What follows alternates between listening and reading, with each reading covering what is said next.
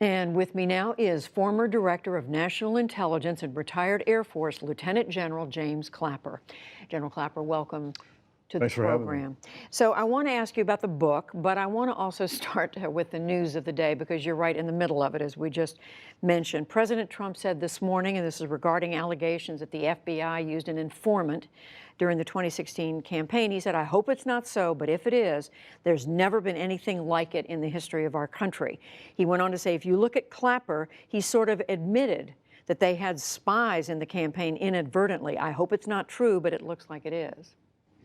Well, I think he's kind of distorted what I was trying to say, which was I actually took aversion to the term spy, which I don't like anyway, but particularly it's inappropriate in this context. Far big gulf between a spy in a traditional sense, employing spycraft or tradecraft, and an informant who was open about who he was and what he and the questions he was asking. The intent, though, is the important thing. It was not to spy on the campaign, but rather to determine what the Russians were up to. Were they trying to penetrate the campaign, gain access, gain leverage, gain influence? And that was the concern that the FBI had.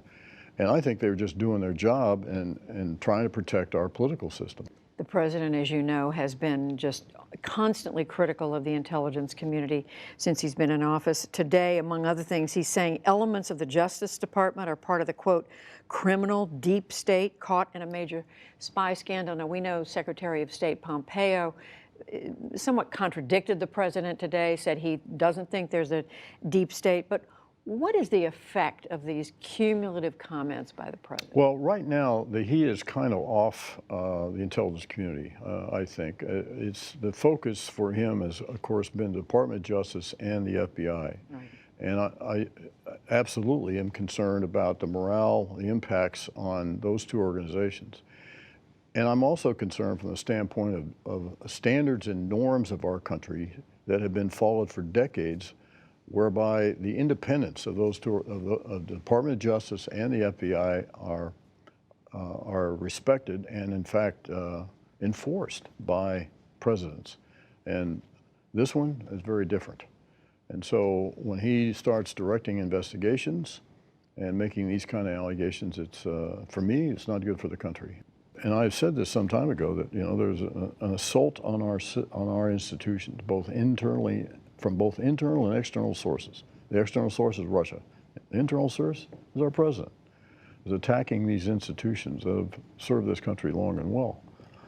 And there's not a whole lot of these are actually fragile, and if they're not protected and nurtured over time, we risk losing them. And not all that much different between where we are today and being a banana republic. You write in the book about your decades-long career working in intelligence. You cover the raid on Osama bin Laden, the Benghazi attacks in Libya, and then the 2016 election. And at one point, you note, James Clapper, the public history of U.S. intelligence tradition never discuss it publicly. I guess my question is the intelligence community destined to be undermined, misunderstood, not appreciated? Well, it appears that we've had our ups and downs and we've had our failures. I think the important thing about that is that the intelligence community is a learning organization. So when we've made mistakes, we've tried to apply, learn from them, apply lessons learned so they don't repeat themselves. But intelligence is one of the things that makes it interesting. It's also very challenging, in that you are attempting to reduce uncertainty with a less than full deck of information. And that's almost always the case with intelligence. Without it, I think the nation is less safe and secure. And one of the points or themes I try to make in the book, that my belief, not surprisingly, that intelligence is a noble calling, noble profession that's important, vital to the safety and security of this country and its people. You asked some very tough questions about the nature of intelligence, whether the intelligence community has gone too far in some of its tactics and methods. What did you conclude? Well, this is a function of current conditions. And it's also, it underlines the importance of enlightened oversight. It's one of the features that I lived through Church Pike in the aftermath of the Vietnam War. That was my war. And I was in the intelligence community then, and I was around when the two oversight committees were established. They have a special burden, in my mind, the members of those two committees, because they have to represent the rest of our citizens who by understandably can't know all the details of intelligence, particularly with respect to sensitive sources and methods. So the members on those committees have to represent our citizens to make sure that what the intelligence community is doing is legal, ethical, and moral. And we've had cases where, depending on the situation, post 9/11, for example, where intelligence community did things that after the fact people objected to, and that sort of thing happens, and it's one of the challenges of serving in the intelligence community. One of the things you write or have spoken about, I should say, in addition to writing about it very candidly, is how you have concluded after what happened in 2016 that the Russians not only tried to affect the election, but you said they actually did affect the outcome. What did you mean? Well, first, I need to make clear that when we did our formal intelligence community assessment in January of 2017, we did not make any call at all about whether the Russians affected the outcome of the election. We didn't have the authority, charter, or capability to do that.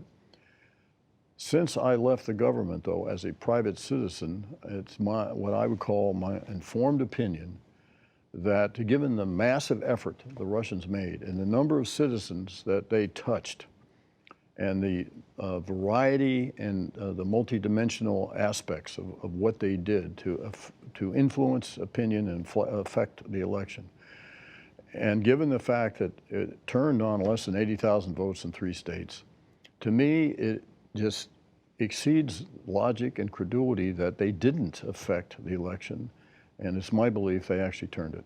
That is a stunning conclusion, isn't it? I mean, and what does that say about where we are as we head into these midterm elections and the next election? Well, one of the motivations for my speaking out and writing this book was to do my small part in trying to educate the public on what the Russians are up to. They are bent on undermining our fundamental system here. And when a foreign nation, particularly an adversary nation, gets involved as much as they did in our political process, that's a real danger to this country. And I think educating the public is probably the toughest thing to do, and I felt I needed to do that because I think our institutions are under assail here, those which I spent about 50 years of my life trying to defend. You are, when all is said and done, quite critical of President Trump. You write toward the end of the book, he set a new low bar for ethics and morality. He's caused damage to our societal and political fabric that will be difficult to repair, and you go on. Are you concerned, James Clapper, that by taking him on so directly that you may cause people to think, well, the intelligence community just has it in for Donald Trump anyway, therefore why should we have confidence in any investigation, in the special counsel investigation? Well, that's a good question, and it's one I've thought about. I mean, the alternative that, and some people feel that I just should, dance off stage quietly into the night. And I thought a lot about that, and I thought about potential blowback on the active intelligence community, which I am no longer a part of. I'm now a private citizen, and I have my First Amendment rights like everyone else.